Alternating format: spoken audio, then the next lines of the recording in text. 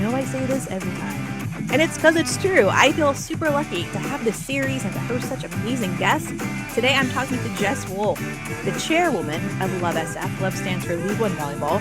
The Bay Area is experiencing a women's sports boom. So of course the new volleyball team should be located here in San Francisco.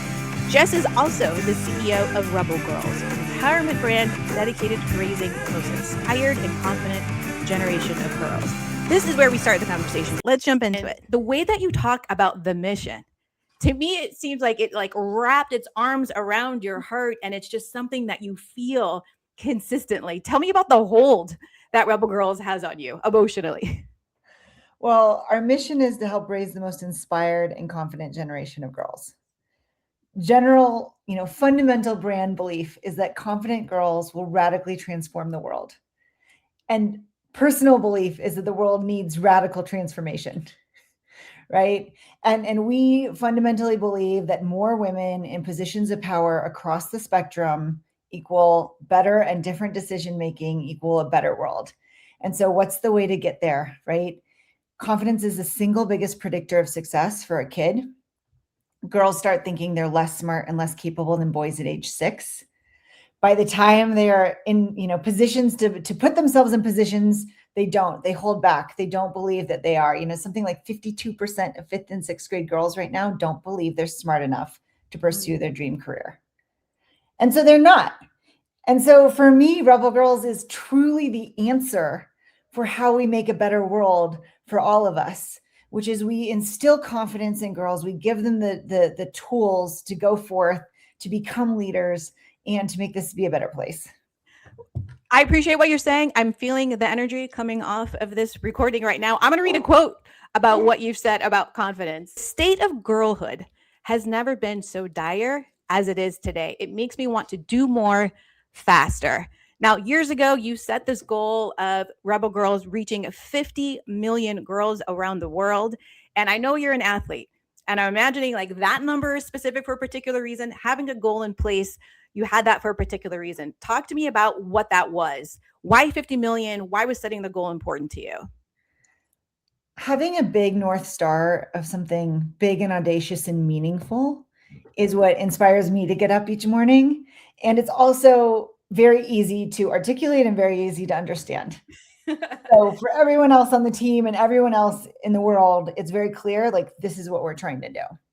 50 million at the time seemed like a pretty big number to hit. We are just shy of that right now. That's huge. That's huge. You might be just shy, but that's huge. So now the number is 100 million. 100 million by 2030. And that's the new number that we're all shooting for. Well, Rebel Girls has grown. It's evolved beyond where it was when you first started. Tell me about just the feeling around how much it's changed and what you felt about the evolution, inviting so many other people into the movement to create confident girls. Rebel Girls has always been a platform for a plurality of voices. We're never going to do this alone. We've always known that we had to do this with everyone, for everyone, to actually represent everyone authentically. And by the way, it's a lot easier to build something with a bunch of people than by yourself. Yeah. So it's also a lot more fun.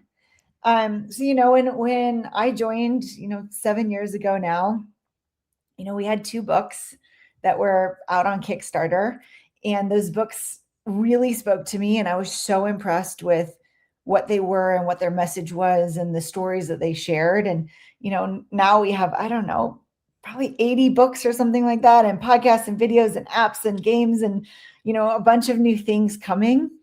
So it's been quite an intense 7 years, and we've, tried a bunch of things, and a lot of things have worked and some things haven't worked as well. And we've picked up new friends along the way. And that's just part of the journey too, is how you get there with ideally the best of intentions, integrity, amazing women and men by our side. Here we go. Keep going. Keep going. Keep going. The way in which I found out about Rebel Girls was through Rebel Girls Sport. I'm going to tell you right now, Pepper is living my dream. Pepper and all the girls who get to interview women who are athletes all around the world. And one thing that I love about what Pepper says and what all the young girls say when they begin, they say, "Hey, Rebel Girls." They address the audience, the young girls watching and the oldies like me. Hey, Rebel Girls. Hey, Rebels. Hey, Rebels. Hi, Rebels. Hey, Rebels. We're And all I am- rebel girls. We're all rebel. Yeah, like it's to me, it's intentional. And here's what you've said about that. I want these girls to self-identify as rebel girls, to not just be inspired, but truly internalize the ethos that they too can be the stars of their own story, the heroes of tomorrow. And they are the ones who are going to change the world. Now, you're trying to do this for young girls. That is huge. But I'm wondering, thinking about your own childhood, when did you kind of realize or decide that for yourself? And I'm imagining you have to own that kind of early to kind of live the life that you've been living and leading, Jess. So when, what experience, who spoke to you, who gave you that confidence that really put you on this path to create opportunities for young girls to feel the same way? So a big part of my confidence comes from swimming and from sports, partly why I'm very passionate about sports and Rebel Girls sport and that, when you play a sport, you learn how to set a big goal. You learn how to get up every single morning. And in my instance, at 4:45 every morning, right? You learn how to win. You learn how to lose. You learn how to play out with others. You learn about yourself, what you're capable of. I'm just a huge believer in sports. Swimming was that for me. Swimming gave me so much confidence that I could go forth and really conquer, right? I could achieve, I could set these big goals and I could hit them. And that feels good. And when you have a superpower also, you start building more confidence because you're really good at it. And you're starting to, that is a practice of setting a bigger goal and doing it and feeling good and then feeling like you can. And then it, is a flywheel that continues. So I just think for me, I wouldn't be here today if I hadn't been a swimmer. And I want, 100 million girls to play sports, stay in sports, and also build fandom and community around sports. Yeah. Well, some of the data that you have on the website specifically about girls playing sport, I'm just going to read it out to you as if you don't know, but for the audience listening. And you mentioned some of this data earlier on. By age 14, girls are twice as likely to drop out of sports as boys. 80% of girls feel more confident from playing team sports. 68% of girls who play sport are happy on a daily basis as compared to 48% of girls who do not. And 94% of C-suite executives played sports when they were younger. And as you mentioned, you got into the pool as a young girl and it grew in your confidence. And something that you said in an interview with Executive Women Media, you said, I spent a lot of time in the pool and I learned to take one stroke at a time. And building this organization and another organization that we're going to dive into, I'm thinking about like what strokes you're taking right now in the Rebel Girls universe. Every day you're taking new strokes going towards this goal now of 100 million. But what does the day-to-day look like for you? Day-to-day. So me personally, I am selling a lot of the day. I'm selling people to join the cause. Why we're important, why we matter, why people should work with us or be a part of what we're doing or participate or a new program or, like my job is to be kind of like chief evangelist of what it is. So I spend a lot of my day talking to people, internal team members, external potential investors, partners, athletes, cool human beings, kind of you name it. I spend a lot of time talking. I spend a lot of time thinking. I'm always thinking like, are we doing the right steps? What's next? Trying to put the puzzle pieces together. Here's the big goal and like, how do we get there? And every day we learn new things. So I'm trying to always be ingesting data, right? And learning more and being like, how does that frame what we're doing or who we're doing it with or how we're positioning or where we're going or what we're trying. So I'd say a lot of thinking too. Mm-hmm. And I also am a pretty big consumer of what we put out. I watch every video, I listen to every podcast, I read every book, I have ideas on it and really love the content and the storytelling that goes into the world too. Well, I would imagine like you got to know your brand before you can sell your brand. And you've worked with some pretty big brands. You've got a partnership with Nike, with Athletes Unlimited, their softball league. What if their responses to you all joining and creating Rebel Sports and wanting to connect them to young girls, keeping them in the game and building that confidence? What was that response like when either they reached out to you or you reached out to them? Yeah, it's been awesome. It's been really awesome. And Rebel Girls Sport was kind of a two things coming together. The first is what we said, girls who play sports have way more confidence than girls who don't play sports. So how do we get 100 million girls to play sports, stay in sports, build fandom community on sports? And the second was looking at women's sports ecosystem. And there's so much infrastructure that needs to be built in women's sports. And a really, really big piece of that infrastructure is this next gen fan and building this, like, for Gen Alpha fan content, community, commerce, all of those things really for them. And in men's sports that have, the men's sports leagues in the United States have been around between 80 and 150 years. So kids traditionally become sports fans by age 14. And it's because their parents indoctrinate them into whatever team it was that they were indoctrinated into. Yeah. Women's teams are 0 years old. So fandom has to be built. And for that, like, next gen fan, really they need to have content that is purpose built and distributed in the right places. They have to have the right experiences. They have to have the right commerce and ways to express fandom and whatnot. And we just saw this pretty big white space in the infrastructure of women's sports that Rebel Girls could address in a really, really authentic and compelling way. And that is what has led to all of these partnerships, because we are helping brands, we're helping leagues, we're helping teams, we're helping athletes connect to that next gen fan and cultivate, that audience that will then, indoctrinate their children into habits, right? It's interesting and necessary. I think I agree with you that the structure really has to be built specifically with young girl fans in mind. As you said, men's sports, men's leagues have been around for some of them more than 100 years. The WNBA is barely 25, 26 years old. And WSL is a teenager. And there's some new leagues coming to San Francisco that have, the leagues, I should say, have, been growing, but new franchises have landed in the Bay Area. And I think with Rebel Girls and getting women and young girls to watch media produced by them with that mindset, we want to keep you in the game and find positions and ways in which to create fandom and interact with these teams. I think there's a huge opportunity there. And I think that's what Rebel Girls is really doing.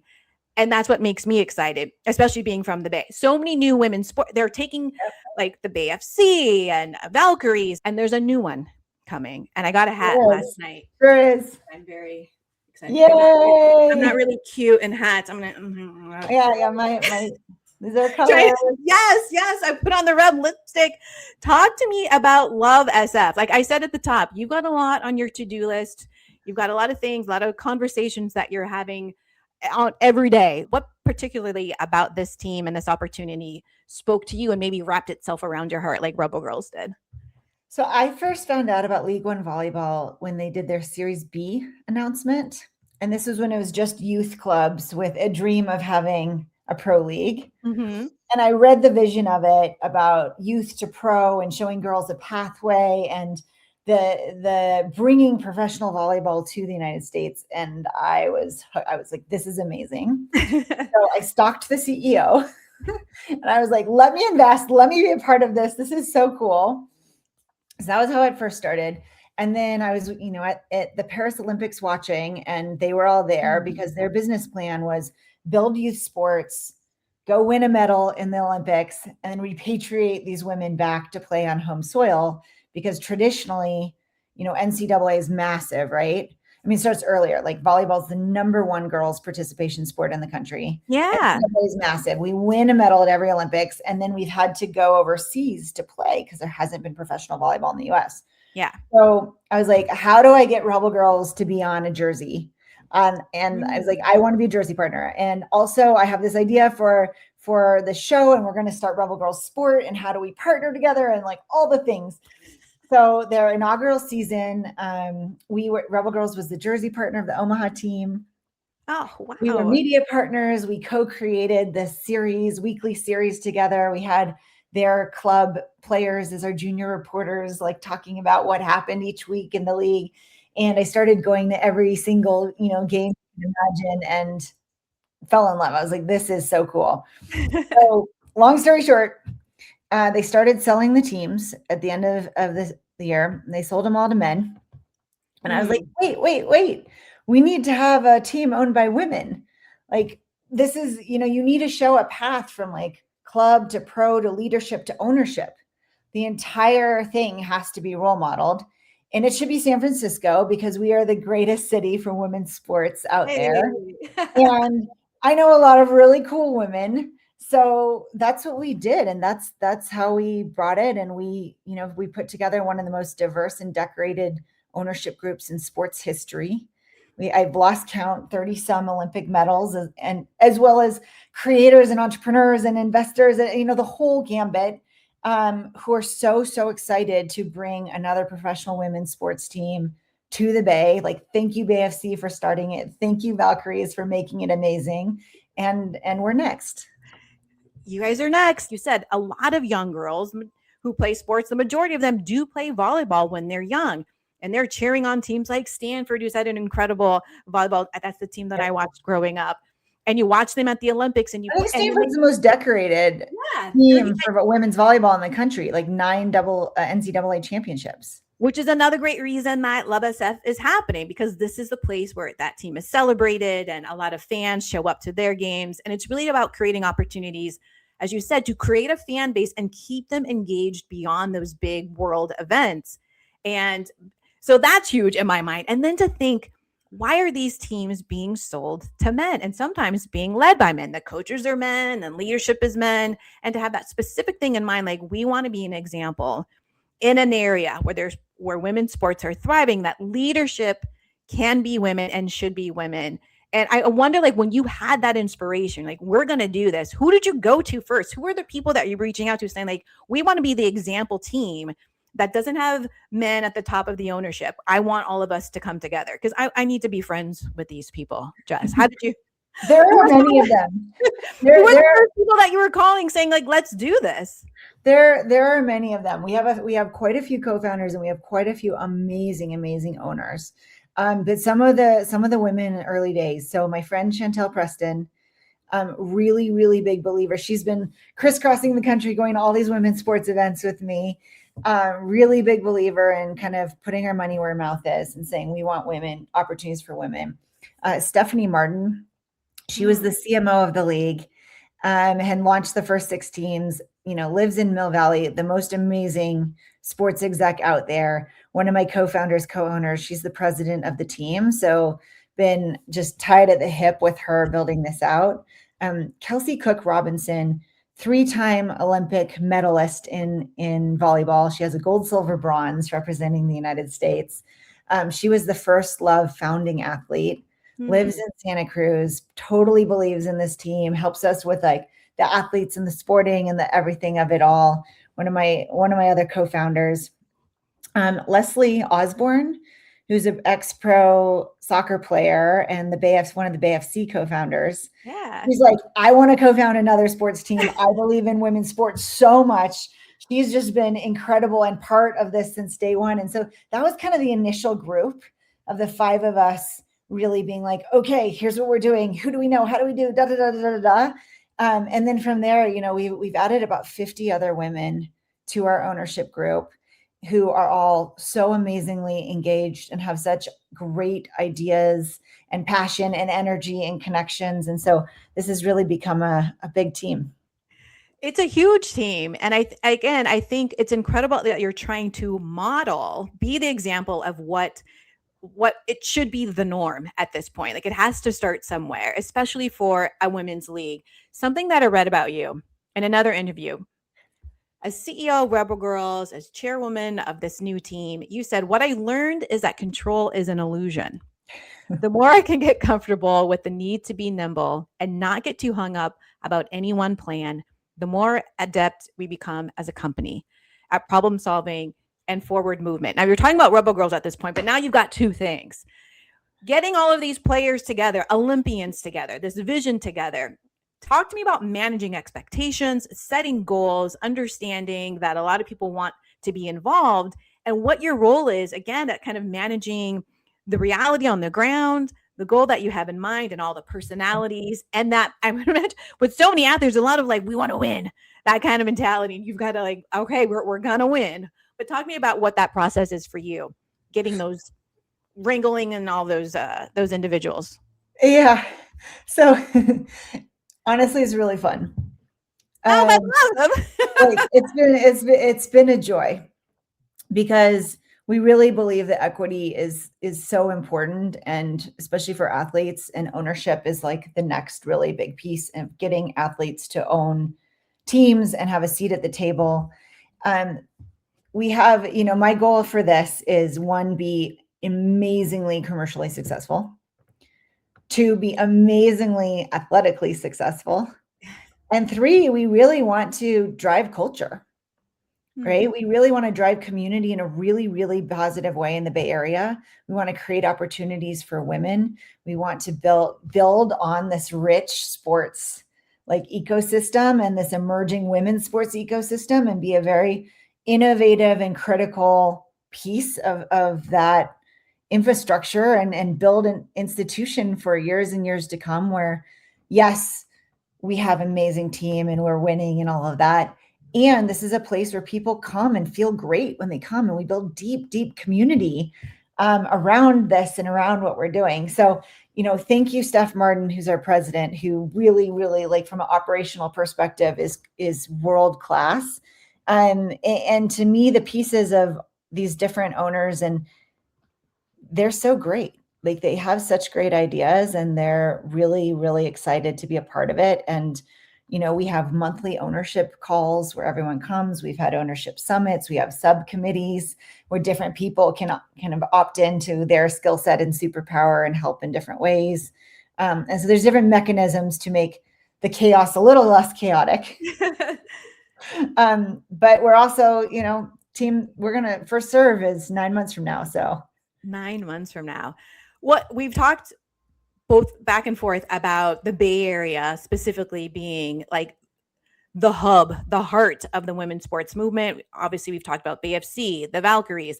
There's a new women's tackle football team that's launching in a couple of days, this weekend, perhaps. The Golden State Storm. San Francisco has now a new professional baseball team for women.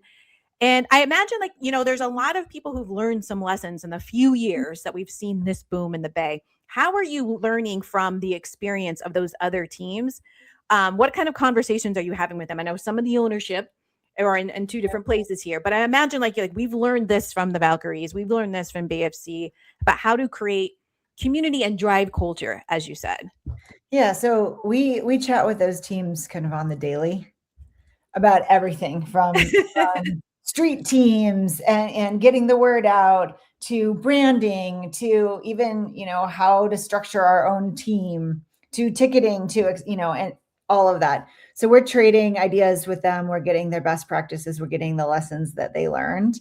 And they range from ownership lessons to like how to show up in a community and whatnot. I think part of why we're doing this big naming exercise and this naming campaign is really to engage the community now and get the buy-in of the community. So this really truly feels like their team, and they have also a voice and a stake in our identity and what we're putting together.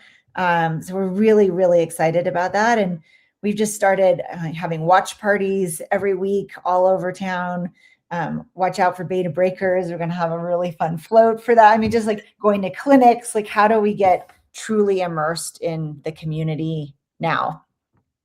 I love the fact that these other teams have thought like, let's pour into each other. I think as women, it's important for us to be able to not think about there's limited seats at the table. Bring this chair to this team, kind of conversations about what you've done well, what you've learned, how people can grow and drive community and have those authentic relationships with fans. I think that's what's really been driving the success of the women's teams here in the Bay Area. Like, it feels genuine.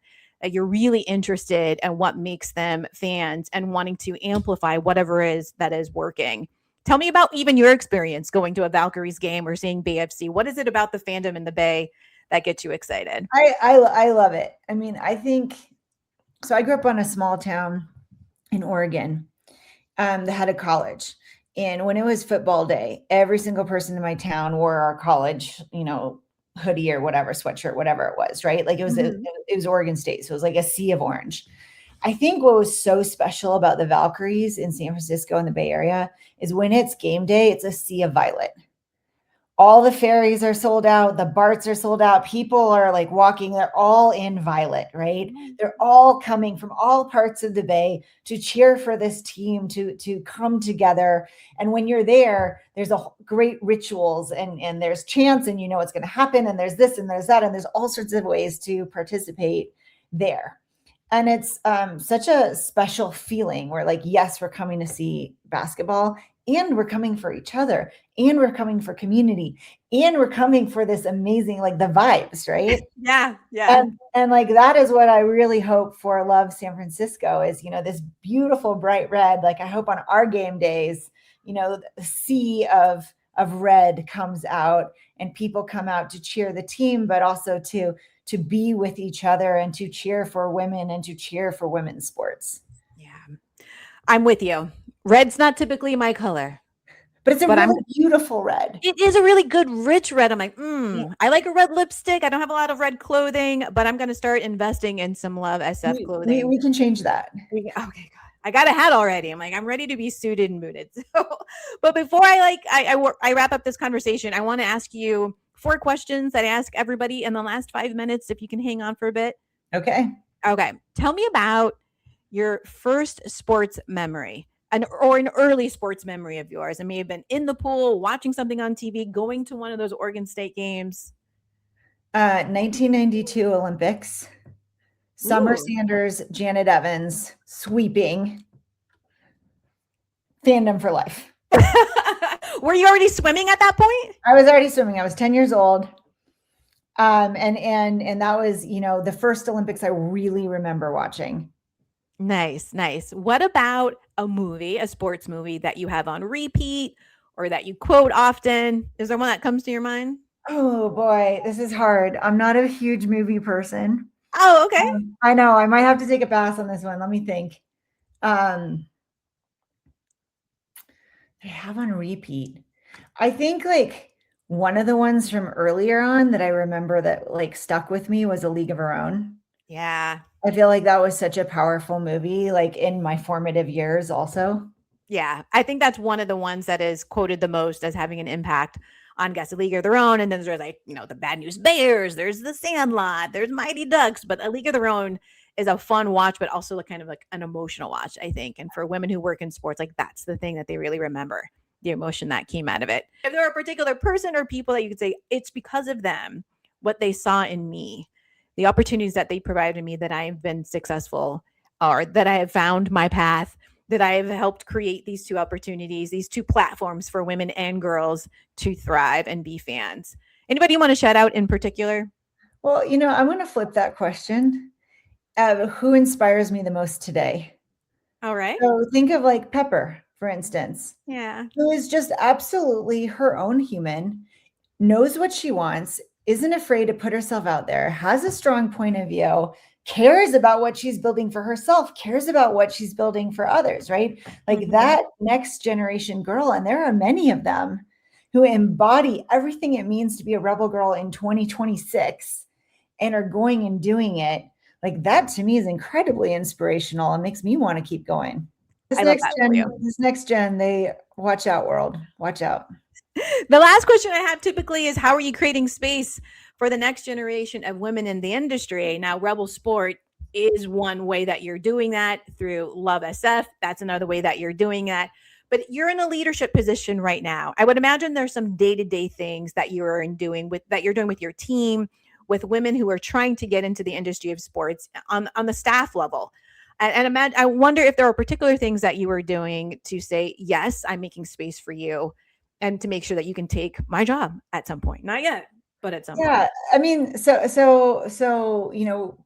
Love San Francisco is part of a broader movement, right? And we're trying to expand ownership opportunities for women in sports. And that's having a seat at the table, that's being in leadership positions, that's giving athletes a voice in shaping it. It's giving young professionals opportunities across whether it's marketing or operations or media or investing, right? It's kind of building that community model. And so I think it is daily, who do we give a voice to and a seat at the table? And then allowing them to go forth and do awesome stuff. I'm super grateful for this conversation. I'm hyped. I'm ready to purchase red attire with the love. I'm excited about the naming competition that's going on. I've been racking my brain. I've not been able to come up with anything that I'm willing to submit. I'm like, that's terrible. That's terrible. But I'm excited about that process and the ways in which you're trying to engage fans and feeling a part of it. I'm excited for January and the first serve, and I'm going to be staying in touch. And congratulations again on all that you're doing. It's very exciting. Thank you very much. I really appreciate it. And thank you again for watching this on YouTube, listening on Spotify, following along on Instagram and Blue Sky. Until next time.